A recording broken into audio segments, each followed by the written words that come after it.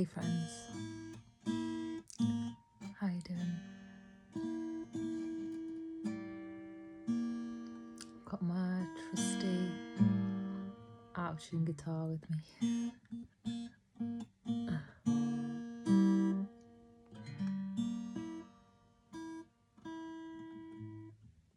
I love the sound of it out of tune. It sounds in tune to me. This is why I'm not in a band, because like everyone else would kill me and I wouldn't get to play guitar how I want to play it.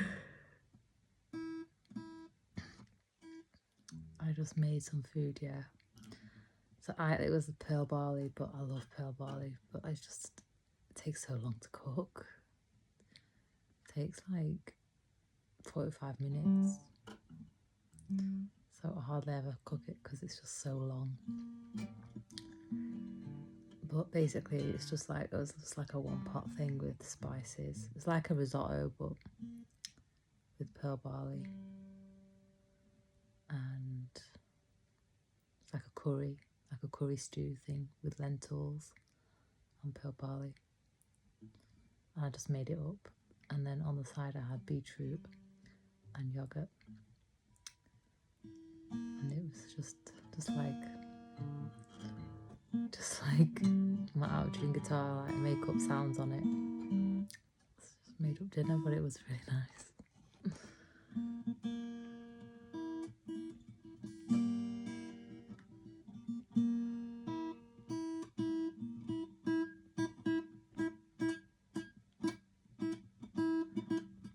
I love making like synthy sounds on it.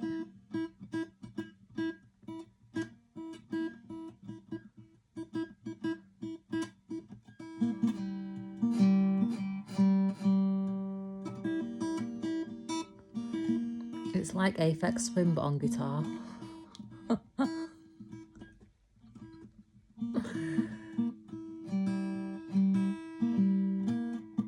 That's what it sounds like in my head anyway. I don't know what it sounds like to you guys. Anyway, I just wanted to say hello. I haven't really got much to say.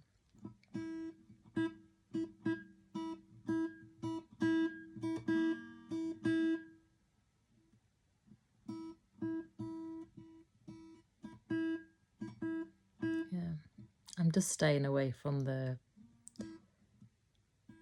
I'm just trying to not be online. I don't like seeing prostitutes every day and just trafficking every day. It's just like, it's not my life. Like, it's not got anything to do with me.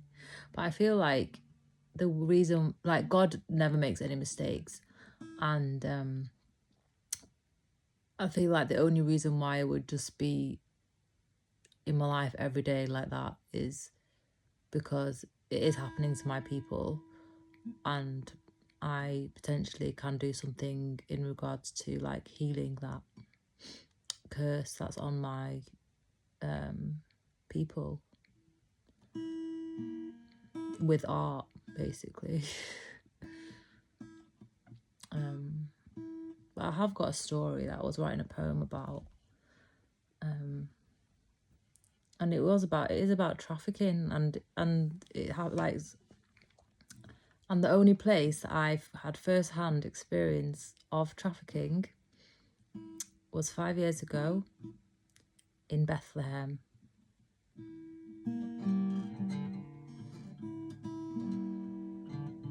And I've travelled to like more than 30 countries, and the only place in the world that I've had first-hand experience of trafficking, Bethlehem, Manger Square in Bethlehem. So let's talk about it. Because I'm writing about it, but I'll just share the story because it's just like, it's getting too much now that the only experience that I have on Instagram that comes towards me is from people that it's from prostitutes and people that have been trafficked. that are trying to traffic me or trying to get me involved in like shady shit. Why me? I don't know. But then again, I thought the same. Why me? When I was in Bethlehem in Manger Square, just trying to enjoy a festival. Why me? Like, there were so many other people there. And it was like trafficking on 2 counts. The first count was people trying to sell me a baby that apparently was Russian. This girl that had like the biggest, bluest eyes. I don't know if she was Russian. She could have been Russian. But then there was Palestinians that look like that as well. So, like, because people think that because of all the racism and stuff about Palestinians, is that we're just all like brown Muslims, and we're not all brown. Like, for example, even in my family, my mum's brown and my dad's not brown. And like some of my siblings are brown like me, and some of them have got more like lighter skin, like more white skin, and like, yeah, lighter eyes. Like my dad's got more hazily eyes, and one of my brothers has got hazily eyes. So yeah, it's just like people think that like they're just racist about what Palestinian people look like. But anyway, this baby could have well been like Slavic or like Russian or whatever, because she was like very white and had blue eyes. But she could have also been Israeli. She could have been English. She could have been, you know, she could have been Palestinian. She could have been Syrian. She could have been anything. Like, so yeah, that was the first thing. People trying to sell me a baby for 1,500 dinars, Jordanian dinars. So obviously that was like a no. And like on that particular trip, but this is the only time I've ever been to the West Bank. And it was like the days before I met the group that I was cycling around the West Bank with. So I went there on my own and spent a few days on my own. And I had like just short of 2 days on my own in Bethlehem, which I was quite glad to leave after the experience I had. And then the second count at the hands of a guy I think must have been from the same group. Was sex, someone trying to traffic me for sex. Like, just like I just asked him where the shop was so I could buy something, and then like he insisted on going to buy go inside and buy it for me, which I just let him, but it was so he could get a tip. So he added like 5 extra shekel or something onto the price of the item, which I didn't, whatever, you know, 5 shekel, whatever. But it's stuff like that, like, and then he was like trying to get me to go to his house, and then also people in the shops. I mean, there's Arabs are friendly and stuff, but there are not friendly. Like, just you can just feel out the creepy ones, like the ones that were trying to get you to go to the house, like from the markets. And I was just like, no. But like I didn't know if they actually, like, because I don't always speak Arabic. Like, first I want to see how people treat me. And like I'm quite often not, like, Arab is not necessarily the first thing that people think that I am when they look at me as well. So like but yeah, that's the like only time. And then with all this just crap online all the time, what the fuck is it? Like, I don't have that. I've never had that anywhere else in the world except for Bethlehem and online. Also, but it's out of Israel though. Like, where it's happening out of Israel. So yeah, so I feel like I've got some kind of role to write art, like make art about that, because God doesn't put me through experiences for nothing. Like, it is so I can write about it and then share it and then put it out there for other people who need can't necessarily find the words or can't necessarily translate what they've been through.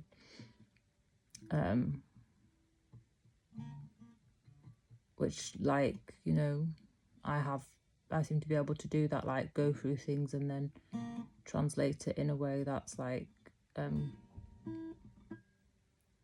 comprehensive for others. Yeah, I don't know, like, it's just always in my face, in my face, in my face, in my face, in my face. And it's just like, is that what my role here is? Like, is that what I'm here to do? Is that what I'm here to talk about?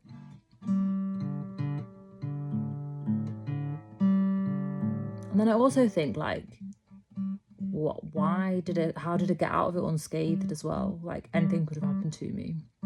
Because basically, I just had to, like, walk away from that guy, just walk alone in the dark, and then just back to the hotel that I was staying in, which wasn't very far. But if he was prepared to, like, do that, you don't know what they've got on them. Do you know what I mean? You don't know what. But yeah, it's like, it's taught me to, like, well, it taught me that home isn't what I thought it was. Like, that was one of the moments when I was like, yeah, home's not like your place, your heritage place. Because look how I was welcomed when I first arrived back in Palestine. This was like my first experience when I entered the West Bank, pretty much.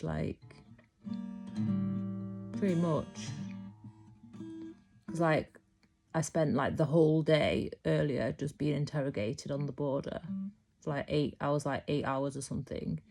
And then, like, after I actually just ended up getting a taxi with 2 other women to Jerusalem, because I didn't want to wait on the border by myself, because it got that late in the day and it was Shabbat and there was, like, no taxi. So I just got in one with them to Jerusalem and then got ripped off by a guy, which wasn't crazy, but it was still expensive, like getting a taxi from Jerusalem to Bethlehem, but it was still cheaper than just what the guy was trying to charge me from the crossing to direct to Bethlehem.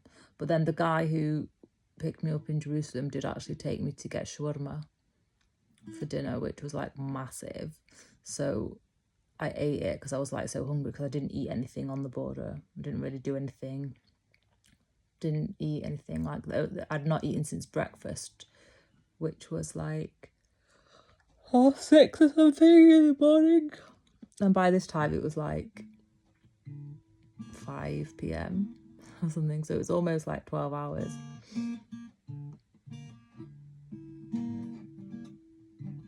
Yeah, and I didn't like, even if Shin Bet give you water or anything, don't drink it. It's my word of advice for anyone who gets interrogated by ISIS on the border.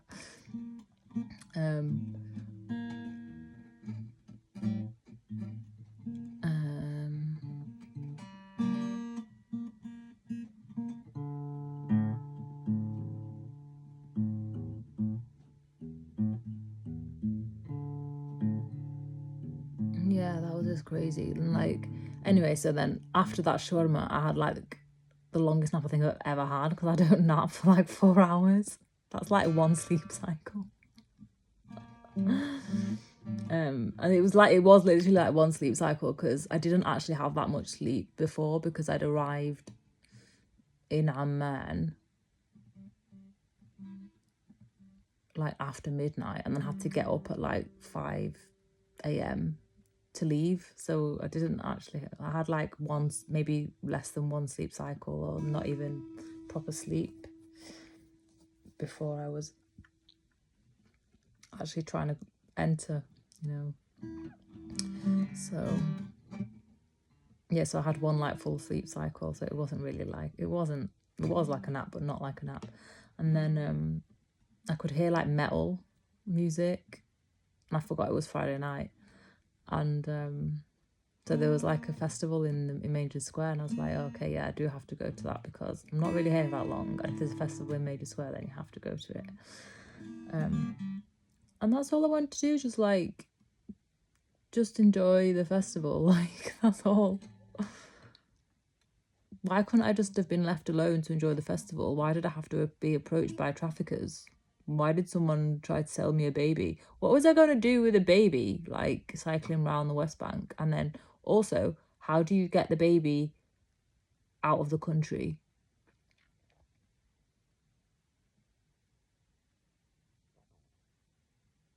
And yeah, like, who was the mum? Why is 1,500 dinars enough for a baby? Like,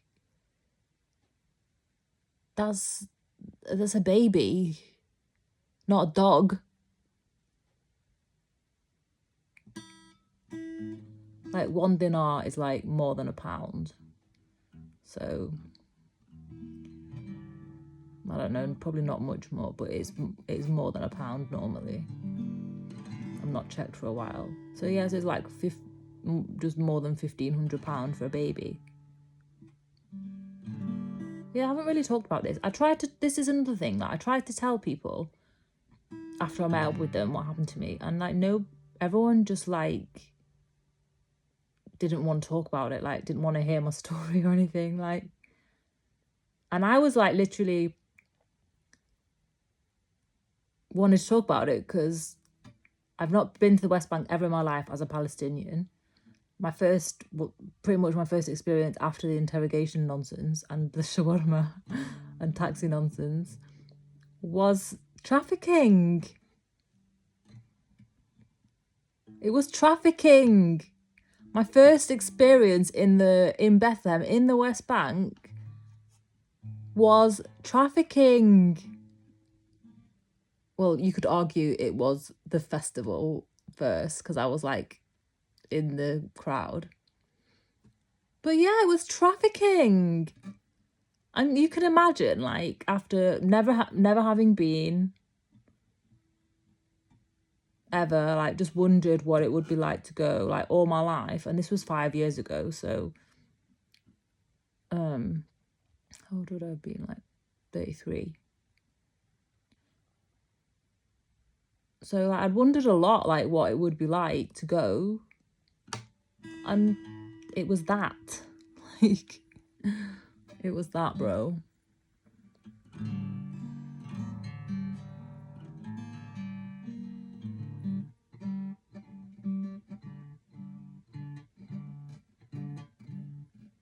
But Bethlehem's like, it's not what you think as well. Like, it's just tourists. It's just like makes money off tourism. Like, it just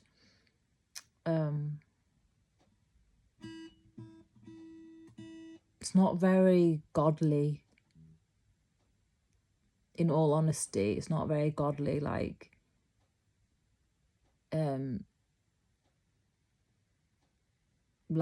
it uses religion for its economy, which is wrong. Like, it's not righteous. So when there's no one like paying for religious reasons to go there or anything, then nothing happens there. It doesn't have anything. Like, it should be its own place with its own things, and like,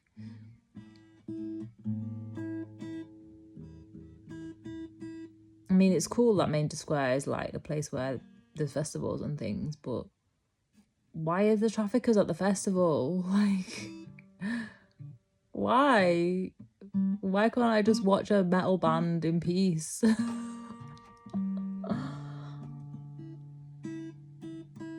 Never happened before, never happened since. Still in a lane of its own, the trafficking in Bethlehem.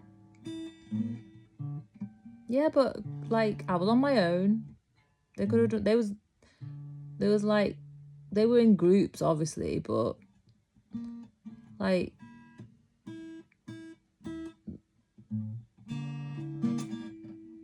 yeah, I always think like, why did nothing worse happen? Do you know what I mean? Why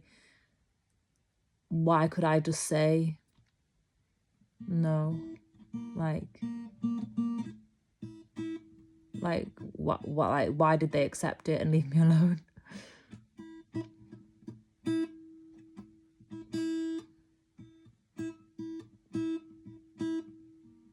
Yeah.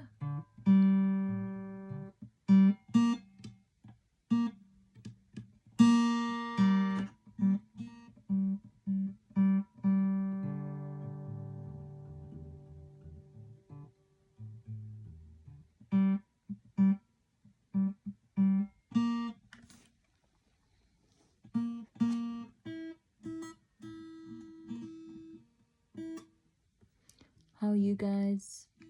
I mean, my videos don't really go very far these days because of all the blackballing, but still say hi to the ones that do find it, who manage to somehow slip through the net of all the blockages.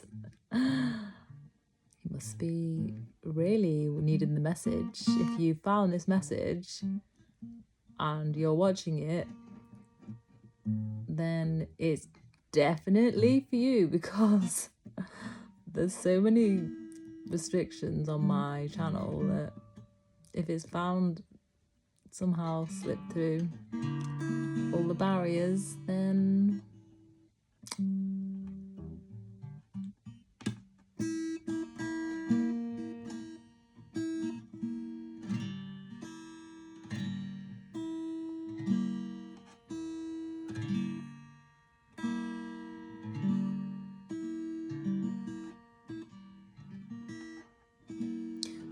like I've done a video about this before, but I didn't no one really, well, I got one answer, but it was quite like, it was an answer, but why does my brain really like the sound of my guitar out of tune? And like someone said last time, I just got stuck in this place of wondering, was that it just sounds like one chord. What chord is it?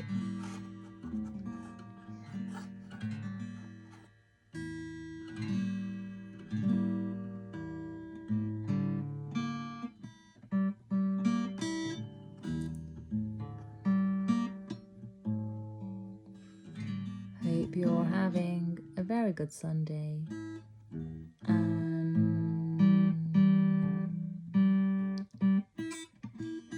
Yeah, sorry about like the heavy topic and stuff, but it's just something that's it's just in my face all the time. And it's weird how the present brings out the memory of the past.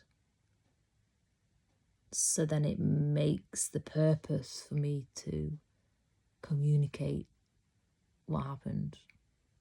Because at the time, I didn't really think, well, I did, but you live your life and stuff, and then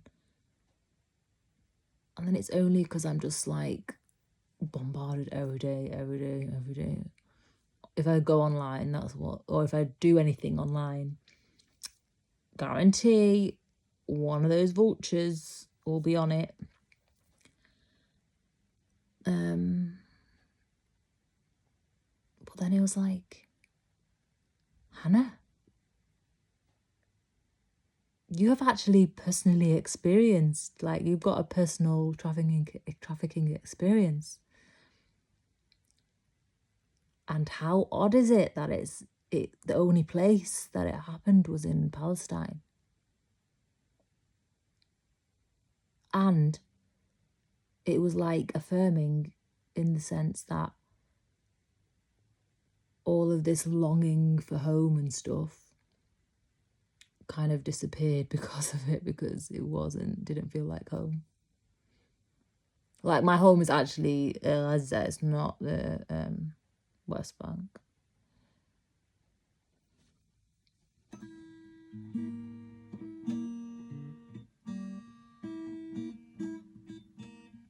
But I think if I went to Gaza, yeah, Gaza feels so different to the West Bank. But Bethlehem as well, like, it's just very unholy. I don't know what to say, like, the whole, yeah, just like loads of different things about Palestine's unholy. Like, for example, the Jordan River, you can't go in the river from the Jordanian side, you'll get shot. But there's like trips where people go and pay loads of money on the Jericho side. So they pay loads of money to ISIS Rail, and then they get to wear these white sheets and then go in the river and like be baptized. But it's like satanic rituals. It's not holy. Like, imagine getting shot by going in a river, in a holy river that's supposed to. It's not holy now. It's not holy at all now.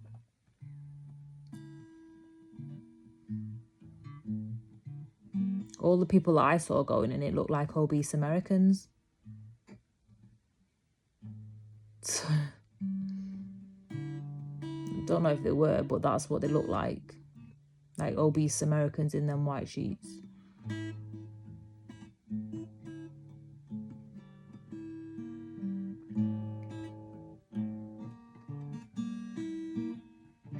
Yeah, it's just like loads of things about it that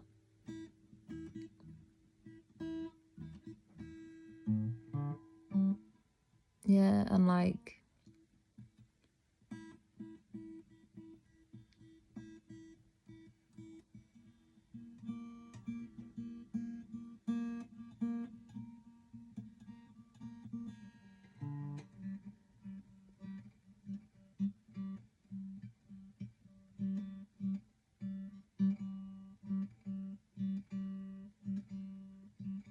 yeah, it was particularly Bethlehem though. I don't know, just doesn't feel holy.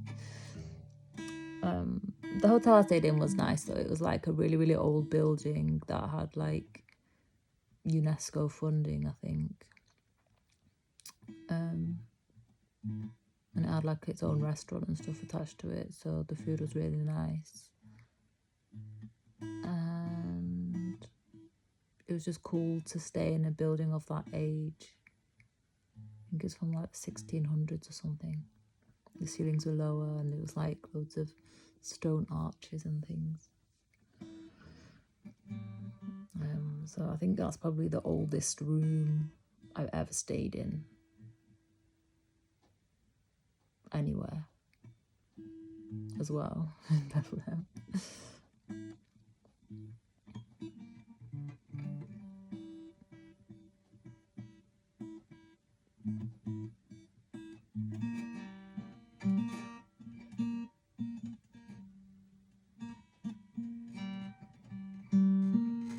Yeah, it's just weird how like things in the present make things in the past come like full circle. I don't know if that makes any sense, but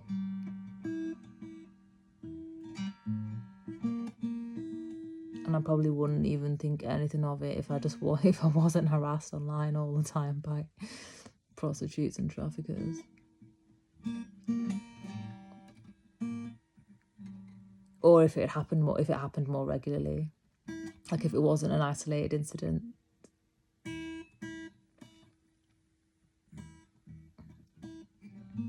Like you would think, yeah. So I've been to America Latina, yeah. You would think I would encounter something like that, like in Mexico or Colombia. There was actually like in Santa Marta in Colombia, the place I stayed in did actually say like they had like a policy sheet and stuff, and it did say it was illegal to use the Airbnb for that kind of activity.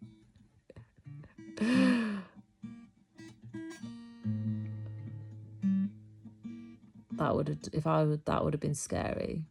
But except for that place, which I thought was okay. Like, it was, like, in the end, like, it was good. And it was just like either other couples. Yeah, it was like 2 other couples and me, I think, that were there. But it was just a house, and all the rooms were locked and everything. But imagine if, like, in one of the other rooms, like, that was happening. But that was the only place where, like, in America Latina, where it kind of resurfaced. Because all the other times I was in, like, an actual home, like a homestay with, like, where it was where, like, the Airbnb was the owner's, like, house kind of thing. It wasn't like a business thing. Well, it is obviously a business, but it wasn't like one that had, like, a management company that was managed from a distance or anything. It was actually the people who I was staying with, it was their house. And that was, like, way better. Well, it wasn't, but because it was nice to meet, like, people, like, more my age, and